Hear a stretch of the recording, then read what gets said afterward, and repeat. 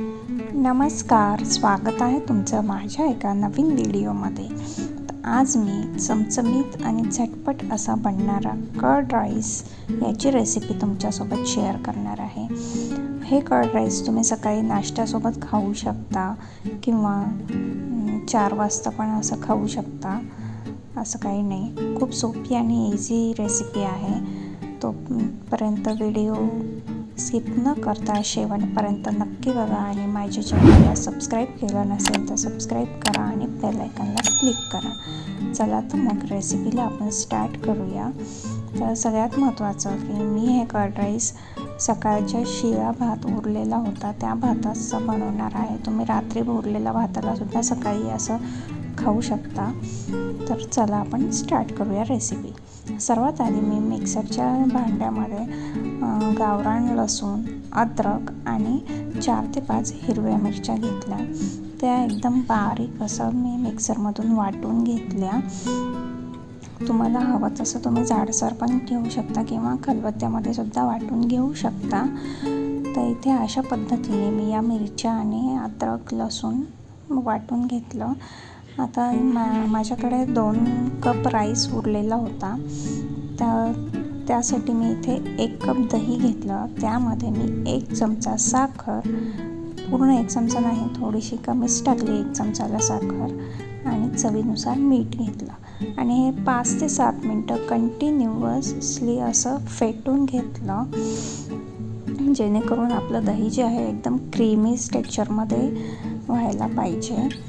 एकदम मलाईदार झालेलं आहे इथे दही. बघा, कंटिन्यू मी असं एकाच डायरेक्शनने फेटून घेतलं, जेणेकरून साखर आणि मीठ पण विरघळेल आणि दही पण छान क्रीमी होईल. तर इथे मी 2 कप राईस माझा उरलेला होता सकाळचा, त्याला मी मोकळं केलं हाताने आणि त्याच्यामध्ये मी फेटलेलं दही पूर्ण असं व्यवस्थित मिक्स करून घेतलं. दही मिक्स करून झाल्यानंतर आपण इथे आता या कर्ड राईसला तडका मारणार आहोत. त्यासाठी मी इथे आपण मिक्सरमधून वाटण जे काढून घेतलं होतं मिरची, लसूण, अद्रकचं ते वाटण आणि स्वच्छ फ्रेश धुतलेला कढीपत्ता घेतला.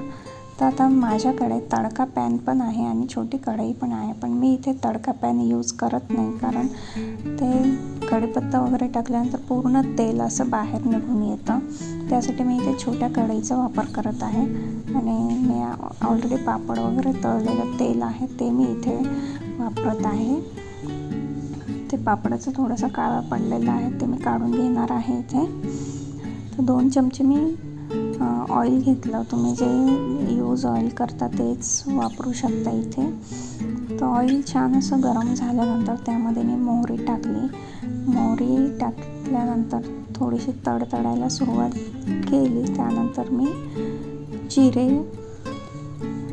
तेलामध्ये टाकून घेतले आणि जिरे तडतडत असताना मी कढीपत्ता टाकून दिला आणि मस्त असा आपला तडका रेडी करून घेतला. इथे बघू शकता कढीपत्ता टाकल्यावर तेल कसं एकदम बाहेर येतं. त्यानंतर मी हिरवी मिरची, लसूण आणि अद्रकचं वाटण पण ॲड केलं.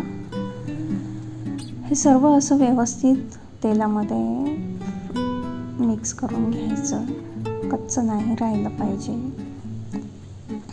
तर अशा पद्धतीने थोडंसं गोल्डन आणि ब्राऊन झाल्यानंतर मी हे आपल्या कर्ड राईसवर टाकणार आहे तडका. बघू शकता इथे छोटी कढई घेऊन सुद्धा तेल सगळं बाहेर असं गॅसवर उडालेलं आहे. तडका पॅन घेतला असता तर पूर्ण तेल गॅसच्या खाली पण गेलं असतं. तर हे व्यवस्थित गोल्डन ब्राऊन झाल्यानंतर गॅस बंद करून घ्यायचा आणि ही प्रोसेस एकदम फास्ट करायची आहे. तडका छान बसतो आणि तडका बसल्याबरोबर राईसला खूप सुंदर असा सुवास येतो. तर आता हे आपलं गोल्डन ब्राऊन झालेलं आहे. इथे मी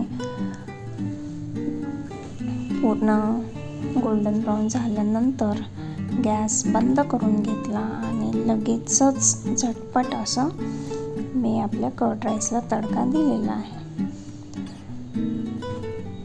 तर अशा पद्धतीने तडका दिल्याबरोबर बघा कसं तेल मस्तपैकी फ्राय होतं.